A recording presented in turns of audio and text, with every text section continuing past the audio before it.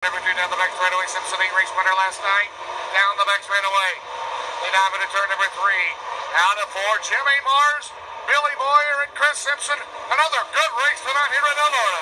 No doubt about that. Simpson still looking out on the inside of Boyer in turns 1 and 2. Boyer up on the high side. Simpson in the middle. Boyer gets some momentum down the back straightaway. He's able to power ahead of Chris Simpson. Takes sole possession of the bridesmaid honors.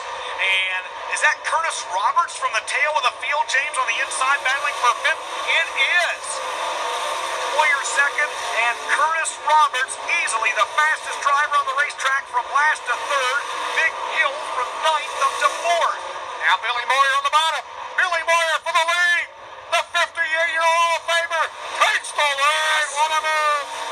2 to go, DJ. What a better of this Mars going to look back down to the inside. Nothing doing. Boyer pulls away from him down the back straightaway. Mars in the second spot.